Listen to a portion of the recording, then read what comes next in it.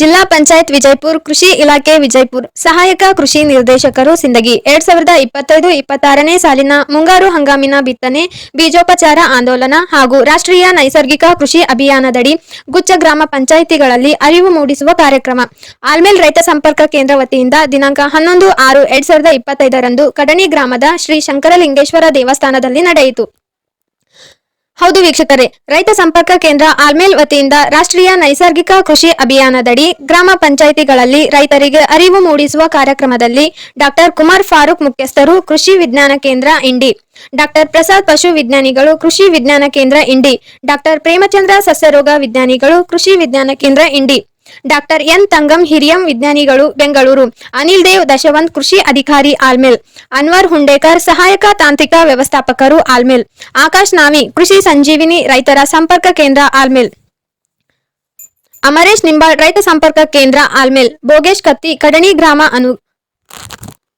ಅನುಗಾರ, ಶ್ರೀ ವೇದಮೂರ್ತಿ ವೀರಭದ್ರಯ್ಯ ಗಂಗನಹಳ್ಳಿ, ಗ್ರಾಮ ಪಂಚಾಯಿತಿ ಅಧ್ಯಕ್ಷ ಬಸಲಿಂಗಪ್ಪ ಕತ್ತಿ, ಗ್ರಾಮ ಪಂಚಾಯತ್ ಸದಸ್ಯರಾದ ಭೋಗಣ್ಣ ಲಾಲ್ಸಂಗಿ, ಸಿದ್ರಾಮ್ ತಳ್ವಾರ್ ಹಾಗೂ ಕಡಣಿ ಗ್ರಾಮದ ರೈತರು, ಯುವಕರು ಭಾಗಿಯಾಗಿ ಕೃಷಿ ವಿಧಾನ, ರಸಗೊಬ್ಬರ ಬಳಕೆ ಮಾಡುವ ಹಾಗೂ ಜಾನುವಾರುಗಳಿಗೆ ರೋಗ ಬಾರದಂತೆ ತಡೆಗಟ್ಟುವ ಬಗ್ಗೆ ಮಾಹಿತಿ ಪಡೆದರು. ವರದಿ ರೇವಣಸಿದ್ದಯ್ಯ ಹಿರೇಮಠ. ನಮಗೆ ಇದರ ಬಗ್ಗೆ ಹತ್ತಿ, ತೊಗರಿ,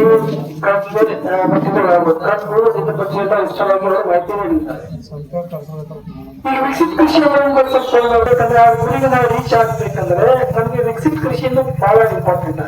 ಕೃಷಿ ಬಿಟ್ಟು ನಮ್ಗೆ ಡೆವಲಪ್ಮೆಂಟ್ ಮಾಡಕ್ಕೆ ಆಗಲ್ಲ. ಯಾಕಂದ್ರೆ ನಮ್ಗೆ ಏನ್ ಆರ್ಥಿಕ ಕೂಡ ಭಾಳ ಬಿಟ್ಬಿಟ್ಟು ನಮ್ಗೆ ಎಲ್ಲರಿಗೂ ರೂಢ ಆಗ್ತದೆ, ಅರ್ಥ ಆಗುತ್ತೆ. ನಾವು ಅದಕ್ಕೆ ಏನ್ ಹತೋಟಿಗೆ ಏನ್ ಕ್ರಮ ಕೈಗೊಳ್ಬೇಕು? ಬಹಳಷ್ಟು ಜನ ನಾವು ಏನು ಕ್ರಮಗಳನ್ನ ಕೈಗೊಳ್ಳಿಲ್ಲ, ಯಾಕಂದ್ರೆ ನಮ್ಗೆ ಅದ್ರ ಬಗ್ಗೆ ಅವೇರ್ನೆಸ್ ಇರೋದಿಲ್ಲ. ಆಲ್ಫಾ ನ್ಯಾಕ್ಟಲಿನ್ ಅಸಿಟಿಕ್ ಆಸಿಡ್ ಅಂತ ಒಂದು ಹೇಳ್ತೀವಿ, ಕೇಳಿ ಕರೆದು ಪಶುವೈದ್ಯರಿಂದ ನೀವು ಈ ಲಸಿಕೆಗಳನ್ನ ಹಾಕ್ಸ್ಬೇಕು. ಈ 2 ಲಸಿಕೆಗಳನ್ನ ಕರೆಕ್ಟ್ ಟೈಮ್ಗೆ ನೀವು ಹಾಕ್ಸಿದ್ರೆ ಆದ್ರೆ ಇನ್ನ ಹೆಚ್ಚುವರಿ ರೋಗಗಳು ಯಾವ್ದು ನಮ್ಮ ಆಂಬುಲೆನ್ಸ್ ನಂಬರ್ ಇದೆ. ಅದೇ ರೀತಿ ಪ್ರಾಣಿಗಳಿಗೆ ತುರ್ತು ಚಿಕಿತ್ಸೆಗೆ ಒಂದು ಆಂಬುಲೆನ್ಸ್ ನಂಬರ್ ಇದೆ. ಅದು ಯಾವ್ದಪ್ಪ ಅಂದ್ರೆ 1962 ಅಂತ. ಈ ನಂಬರ್ಗೆ ಫೋನ್ ಮಾಡಿದ್ರೆ ನಿಮ್ಮ ಮನೆ ಹತ್ರಕ್ಕೆ ಆಂಬುಲೆನ್ಸ್ ಬಂದು ಡಾಕ್ಟರ್ ಕೂಡ ಬರ್ತಾರೆ. ಅದ್ರ ಜೊತೆಗೆ ನಿಮ್ಮ ಜಾನುವಾರುಗಳಿಗೆ ಎಲ್ಲಾ ಜಾನುವಾರುಗಳಿಗೆ ಚಿಕಿತ್ಸೆ ಮಾಡಿ ಫ್ರೀಯಾಗಿ ಚಿಕಿತ್ಸೆ ಮಾಡಿ ಏನಾಗತ್ತೆ ಅಂದ್ರೆ ಇರುವೆಗಳ ಕಟನ ಚಾಲು ಆಗುತ್ತೆ, ಎಲ್ಲ ಕೊಡುಗೆ ಒಳಗಡೆ ಅಂಟ್ಕೊಳ್ಳಕ್ಕೆ ಪ್ರಾರಂಭ ಆಗ್ಬಿಡುತ್ತೆ. ಸೊ ಇದನ್ನ ನಾವು ತಿಳ್ಕೊಬೇಕಾಗತ್ತೆ. ಆಯ್ತು, ಇದಾದ್ಮೇಲೆ ಇನ್ನೊಂದೇ ಸಮಸ್ಯೆ ಅಂತ ಏನಂದ್ರೆ ಹೇಳಿ, ಹೂವಿಂದ ಕಾಯಿ ಆಗುವಾಗ ಏನ್ ಸಮಸ್ಯೆ ಅಂತ ಹೇಳಿ ನಾನು ಕಾಯಿ ಕೊರಕ ಬರುತ್ತಲ್ವಾ, ಹೂ ಬರುವಾಗ ಅಥವಾ ಕಾಯಿ ಬರುವಾಗ ಕಾಯಿ ಕೊರಕ ಬರುತ್ತೆ. ನಾವು ಅದನ್ನ ಹತೋಟಿಗೆ ಏನ್ ಕ್ರಮಗಳು ಕೈಗೊಳ್ತೀವಿ, ಏನೇನು ಔಷಧಿ ಹೊಡಿತೀವಿ ಹೇಳಿ?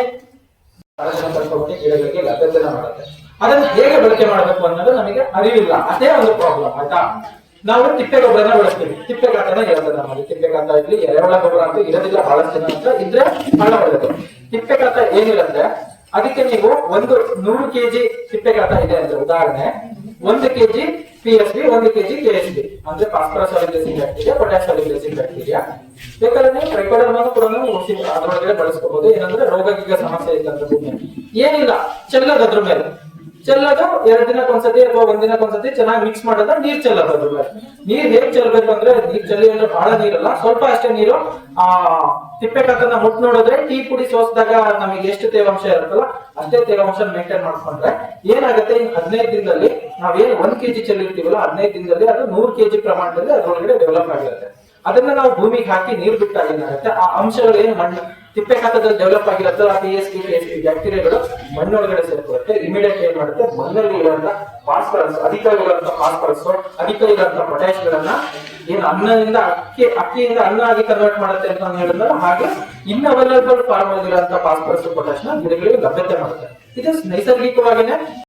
ಮಣ್ಣೆ ಉಳಿಲಿಲ್ಲ ನಮ್ಗೆ ಉಣ್ಣಾಕ ಅನ್ನಾನು ಸಿಗಲ್ಲ, ಇಳುವರಿನೂ ಕುಂಠಿತ ಅಂತ ಹೇಳಿ ಕೇಂದ್ರ ಸರ್ಕಾರ ಏನ್ ಮಾಡಕತ್ತದಂದ್ರೆ ಸಾವಯವ ಕೃಷಿ ಅಂದ್ರೆ ನೈಸರ್ಗಿಕ ಕೃಷಿ. ಮೊದಲೆಲ್ಲ ರೈತರು ಏನ್ ಮಾಡ್ತಿದ್ವಿ, ನಾವು ತಿಪ್ಪಿ ಗೊಬ್ಬರ ಹಾಕ್ತಿದ್ವಿ, ನಮ್ಗೆ ಈ ತರ DAP ಅದು ಏನು ಸಿಗ್ತಿರ್ಲಿಲ್ಲ. ಈಗ ಏನಾಗೈತಿ, ಇತ್ತೀಚೆಗೆ ಹೆಚ್ಚಿಗೆ ಇಳುವರಿ ಪಡೆಯೋ ಸಲಿಂದ ಗೊಬ್ಬರ ಕೀಟನಾಶಕ ಜಾಸ್ತಿ ಮಾಡೋ ಸಲಿಂದೆಲ್ಲ ಪರಿಸರ ಮೇಲೆ ಮಣ್ಣಿನ ಮೇಲೆ ಹಾನಿ ಉಂಟಾದ ಸಲುವಾಗಿ ಈಗ ಕೇಂದ್ರ ಸರ್ಕಾರ ಏನ್ ಮಾಡೋದು, ನೈಸರ್ಗಿಕ ಕೃಷಿ ಮತ್ ಮರಳಿ ಮಣ್ಣಿಗೆ ಅಂತೀವಿ, ಮತ್ ಹಳಿ ಕಾಲ ಮತ್ ಹೊಸ ತರಬೇಕಂತ ಹೇಳಿ ನೈಸರ್ಗಿಕ ಕೃಷಿ ಅಂತ ಹೇಳಿ ಈಗ ಈ ವರ್ಷದಿಂದ ಚಾಲೂ ಮಾಡಾಕತ್ತೈತಿ. ಅದ್ರೊಳಗ ನಿಮ್ಮ ಕಡ್ನಿ ಪಂಚಾಯತಿ ನಾವು ಕ್ಲಸ್ಟರ್ ಅಂತ ಗುಜ್ಜ ಗ್ರಾಮ ಅಂತ ಸೆಲೆಕ್ಟ್ ಮಾಡ್ಕೊಂಡ್ವಿ. ಇಲ್ಲಿ ನಾವು 125 ಮಂದಿ ರೈತರಿಗೆ ಅಂದ್ರೆ ಈಗ ಏನಾಗುತ್ತೆ, ಒಂದೇ ದಿನ ಈಗ ರೈತರದ್ದು 5 ಎಕರೆ 10 ಎಕರೆ ಒಮ್ಮೆ ನೀವು ಸಾವಯವ ಮಾಡ್ರಿ ಅಂತಂದ್ರ ಒಂದೇ ಸಲ ಪ್ರಾಬ್ಲಮ್ ಆಗ್ಬೋದು ಅಂತ ಹೇಳಿ ಒಂದ್ ರೈತರಿಗೆ 1 ಎಕರೆ ಅಂದ್ರೆ 125 ಜನ ರೈತರಿಗೆ 1 ಎಕರೆ ಡೆಮೋ ಮಾಡಿ ತೋರಿಸಿ ಅದ್ರಾಗ ಏನಾರ ಒಂದ್ ಸ್ವಲ್ಪ ನಾವು ಯೂರಿಯಾ ಗೊಬ್ಬರ ಕಮ್ಮಿ ಹಾಕ್ಸಿ ಬೆಳೆ ಚಲೋ ಬರ್ತದಂತ ಒಂದು ಟ್ರೈನಿಂಗ್ ಕೊಡ್ತೀವಿ. ಅದ್ರ ಸಲಿಂದ ಕಣ್ಣಿ ಪಂಚಾಯತಿ ನಾವು ಸೆಲೆಕ್ಟ್ ಮಾಡ್ಕೊಂಡ್ವಿ. ಯಾರ್ಯಾರು ಆಸಕ್ತ ರೈತರು ಸಾವಯವ ಕೃಷಿ ಮಾಡೋರು ಇದ್ರಿ ಅಂತಂದ್ರ ನಮ್ಮ ಇವ್ರು ಅನುಭವ ಯಾರು ಭೋಗೇಶ್ ಅದಲ್ಲ ಅವರಲ್ಲಿ ಹೆಸರು ಬಳಸ್ರಿ. ಇಲ್ಲಿ 125 ಜನ ಬಳಸಿದ್ರೆ